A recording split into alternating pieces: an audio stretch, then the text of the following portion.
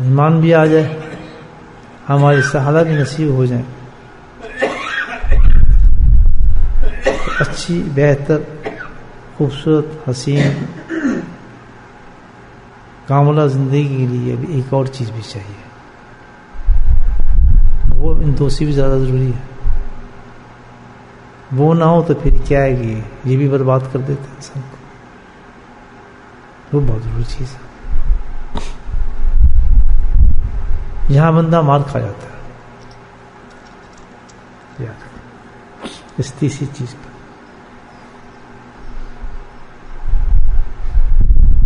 انسان کے اعمال بھی خراب کر دیتا ہے اور ایمان بھی خراب کر دیتا ہے تب تک یہ تیسری چیز نہ ہو. اور تیسری چیز کیا ہے یہ سوچنا ہوگا. تیسری چیز جو ہے سوچنے کی سب سے ضروری, اس کے ساتھ اللہ کی حکمتوں کو تسلیم کرنا.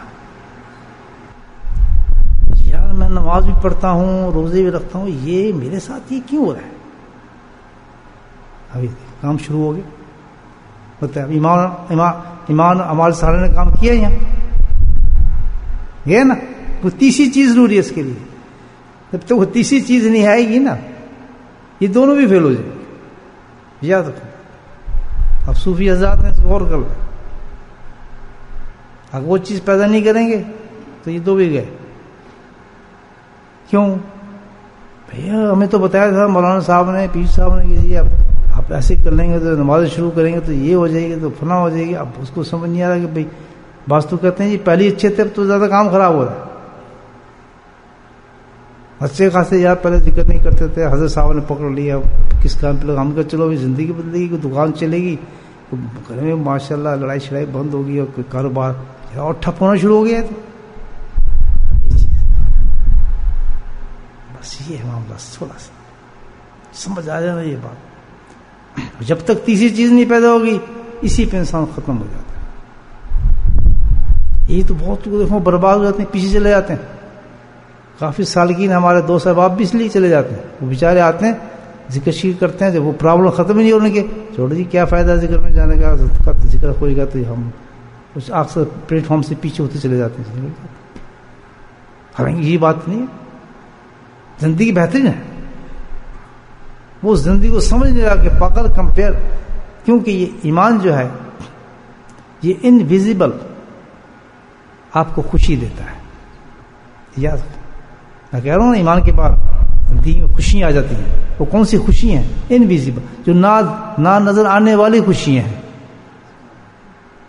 وہ عجیب خوشی ہوتی ہے ایمان کی. سبحان اللہ, ایمان کی عجیب خوشی ہوتی ہے. جو ایمان والا تو خوش رہتا ہے. وہ بیرونی جو کارکن ہیں اس پہ اثرات اس پہ اثر نہیں کرتے ہیں, وہ اس کے لیے خوشی اور غم کا باعث نہیں ہوتے ہیں. اندرونی خوشی اس کو ایسی ہوتی ہے وہ ان کو بھی ظاہر کر دیتی ہے. ایمان بڑی چیز ہے, انویزیبل چیز ہے. اب یہ ہے کہ وہ جو دیکھ رہا ہے بیرون چیزوں کو دیکھ رہا ہے کہ یار حالات میرے بدل نہیں رہے, کام میں کچھ ہو نہیں رہا, کیا کیا جائے اس میں. وجہ اس کی ہے کہ دوستوں تیسری چیز کے پاس نہیں ہے, اور وہ ہے اس نے اللہ تعالیٰ کی حکمت کو تسلیم نہیں کیا. اللہ تعالیٰ فرماتے ہیں, جس کا مفہوم ہے کہ جو میری قضا پہ راضی نہیں, جو میری قضا پہ راضی نہیں, میرے حالات پہ راضی نہیں ہے, تو اس کو چاہیے کوئی اور خدا بنا لے, کسی اور پروردگار کو تلاش کر لے. میری قضا پہ راضی نہیں ہو سکتا جائے کسی اور سے لے لے.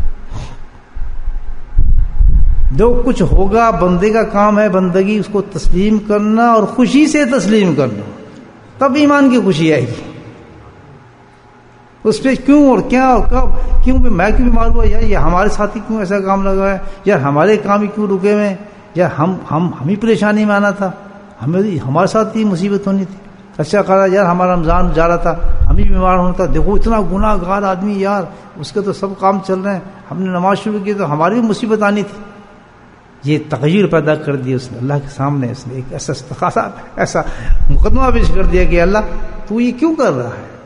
کوئی اللہ کی حکمتوں کے فلسفے بیان کر سکتے ہیں آدمی؟ اکثر لوگ تقریر کرتے ہیں جی رمضان کے فلسفے پہ بات ہوگی, رمضان کا فلسفہ بتایا جائے گا, روزے کا فلسفہ کیا بتا رہے ہیں, جس سے صحت کی بڑی اچھی ہوتی ہے، انسان کی صحت بدل جاتی ہے اور اس کا پیٹ صحیح ہو جاتا ہے. اس کا فلاں سائنس نے یہ بتایا اوپر سے. اصل اس کی حکمت کون سا ہے؟ اس کا رمضان کی حکمت کیا ہے؟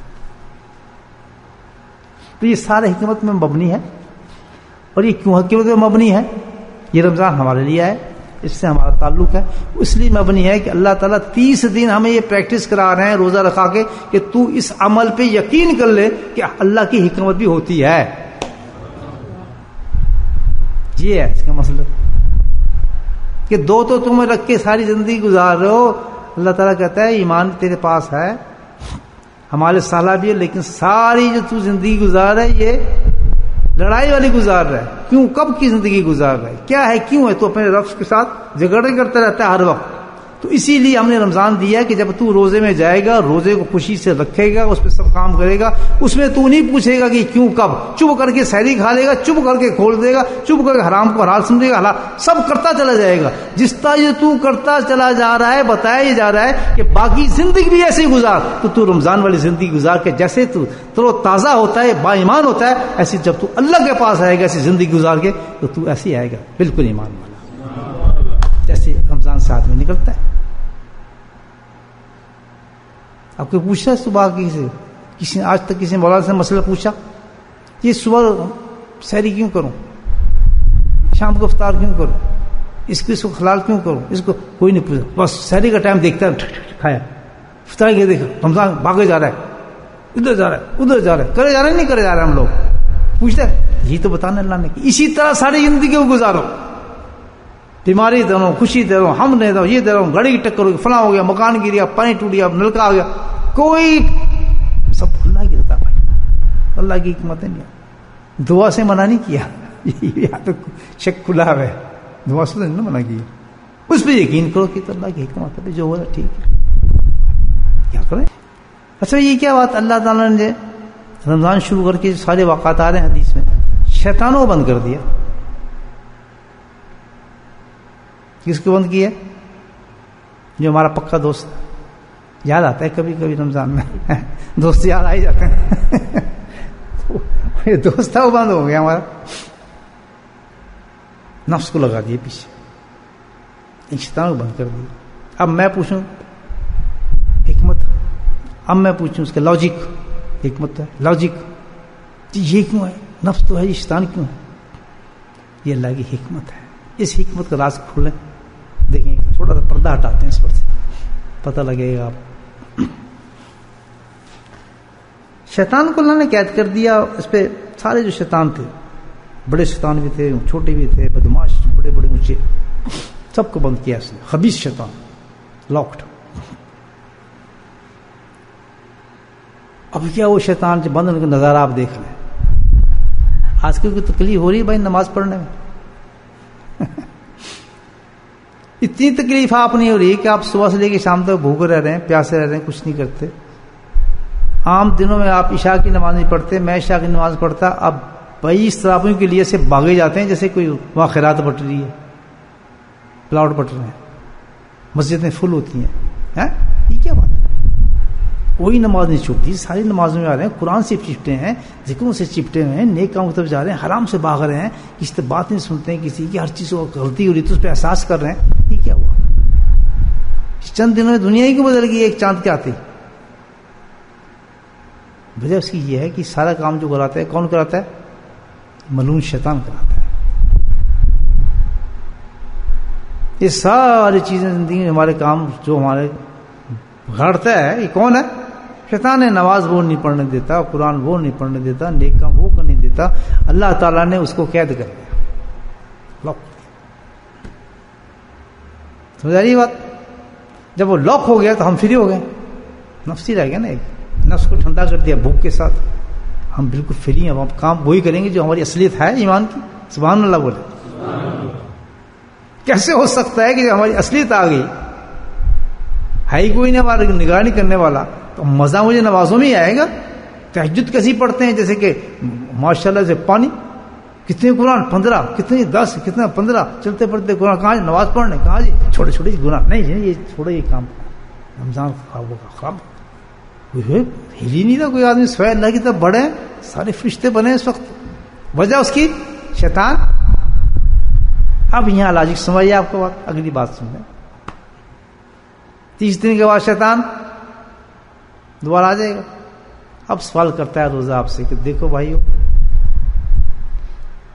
30 دن اللہ تعالیٰ نے شیطان تم سے دور کر دیا، بند کر دیا، تم انسان کے پتر بن گئے تھے، ہر کام اللہ کی مرضی کے مطابق کرتے تھے. تو یہ راز ایک کھول دیا اللہ پاک نے شیطانوں کو بند کر کے. حکمت اپنی چھوٹی سی تم پہ کھول دی ہے، تھوڑی سی حکمت کھول دی. اس کی وہ حکمت یہ کھولی ہے کہ سارے کام تمہارے جو خراب کرتا ہے کون کرتا ہے؟ اسی وجہ سے تم برباد ہو رہے ہو، یہی تمہیں جہنم میں لے جاتا ہے. میں نے حکمت یہ کھول دی ہے کہ میں نے اس کو قید کر دیا، تم سب صحیح ہو گئے. سمجھ آ گئی بات؟ اب تم جو 30 دن پوری زندگی تم نے گزارنی ہے، اس پہ یہی فارمولا استعمال کرو. بولو سبحان اللہ. ساری زندگی اچھی گزارنی ہے تو یہی فارمولا استعمال کرو. کیا؟ کہ شیطان کو دوست نہ بناؤ. اور جس طرح آج تو میں نے قید کیا شیطان کو، لیکن یہ طاقت تمہیں دیتا ہوں کہ باقی زندگی تم نے اس کو قید کرنا ہے. میں نے تمہیں دی ہے طاقت. وہ کیا طاقت ہے؟ وَاذْكُرُوا اللَّهَ كَثِيرًا لَعَلَّكُمْ تُفْلِحُونَ.